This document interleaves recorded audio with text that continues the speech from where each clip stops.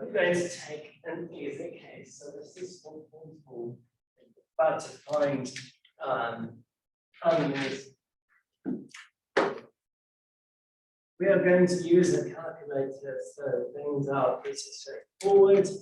But a few things to note in 4.4 is what would happen if, for instance, I simply changed the radius of the circle. So everything that we did is based on the unit circle. Yes? What if the radius is 10? The whole question. Multiply like the sine and cosine by 10. You multiply sine and cosine by 10 to get what? The actual sine and cosine. Actual sine and cosine.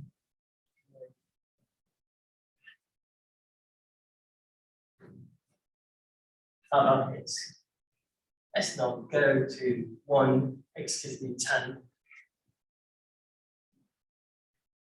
I will attempt to draw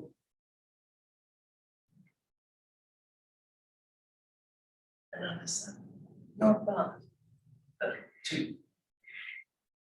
Good. Now I have a radius of 2.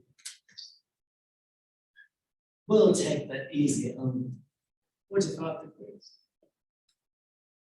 Just for purposes of understanding. So 45 degrees. That corresponds to the point x, y. People will stop there.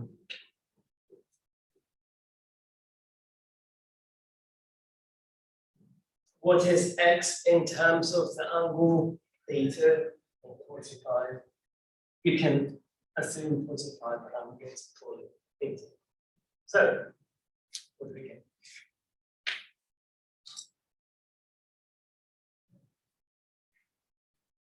X is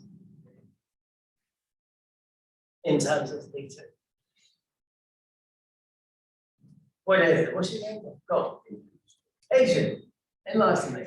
What is x?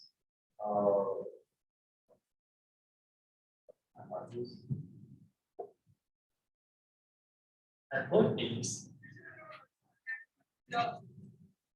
That's x. That's 1. Now tell me, in terms of theta, what is x? So you have a function and then theta. What is that function? I'll give you a hint. Starts with the letter C. Break my heart on the Friday. So x is equal to cosine theta, and y is sine theta. Great. When you do x squared plus y squared, what do we get? Going back to day 1 of the unit circle, x squared plus y squared is the square of the radius. So 1 squared. Good. If I hop over to the other circle, in the sense that point is over there. Did the angle change? No, the angle is still the same. What changed?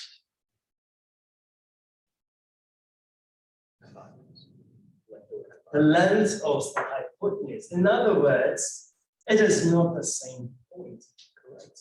This one is simply cosine theta, sine theta. That, on the other hand, is not the same. The angle is the same, it's not the same point. So, what is that equal to? That point right there, I'll call it x1.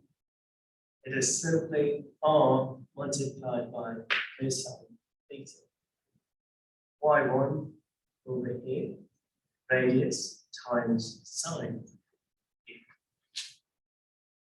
This is what Riley was referring to when he suggested I simply multiply cosine theta by 10, sine theta by 10. But he referred to that answer as the angle. It's not the angle, it's the coordinate. Good. But naturally, the distance will also increase from the center. So if you have a circle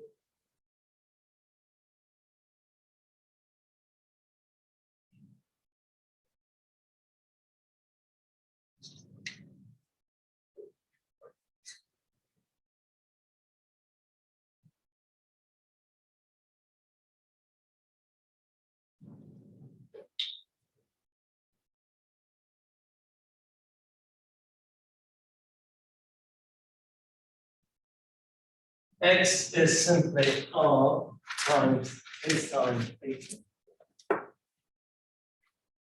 And y is r times sine theta.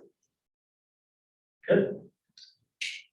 You plug in 1, then the radius is 1, you end up getting cosine theta for x, sine theta for 1. Are we clear? So if you want to find theta, what should you do first? In a case where the radius is not 1.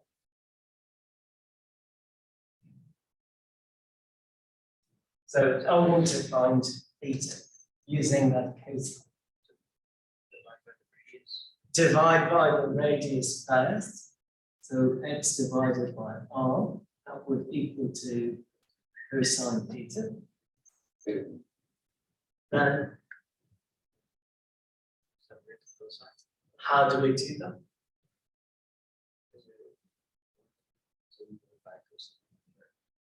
One over cosine, that's like chopping up my head and throwing it away. We just did it, didn't it? Go ahead. What's your name? David? What's your name? What's Ian? Ian, go ahead.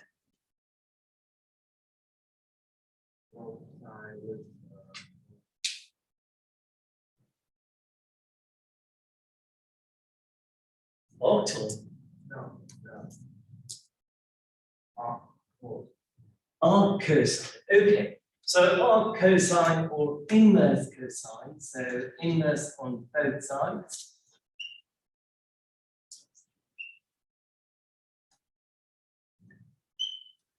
Squiggling goes away.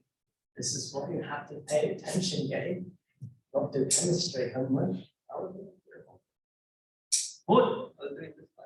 That's worse. So x divided by r. So that's using cosine. If you use this, how do we find the angle? What is the first step?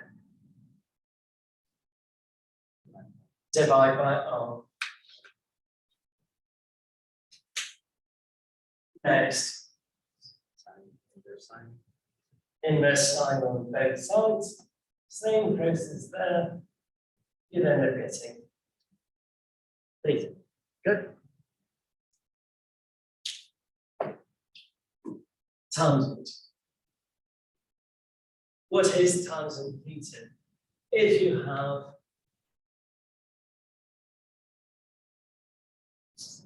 x to be r times cosine theta, y is r times sine theta. What is tangent theta?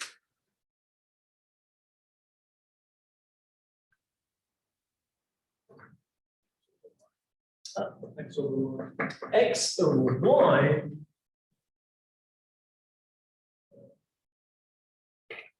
Y over x. So tangent is sine divided by cosine. So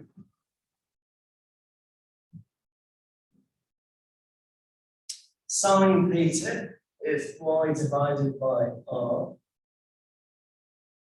Sine theta, x divided by r. You flip and multiply, what happens to the arm? It'll go away. You will simply have y divided by x. So, same logic, if tangent of theta is y over x, theta is tangent inverse of y over x. Earlier today, I said if you're going to find an angle, people typically would use a tangent. Last time, I mentioned the exact same statement, or I made the exact same statement, that if you're trying to find the angle, then one would use tangent of theta or inverse tangent. Why? The radius goes away. It is easier to understand simply by saying, well, if that is the point, I divide the y coordinate by the x coordinate, take inverse tangent, you will get the angle. Easier to remember, and that is the case for any circle, in the sense if you change the radius, that doesn't change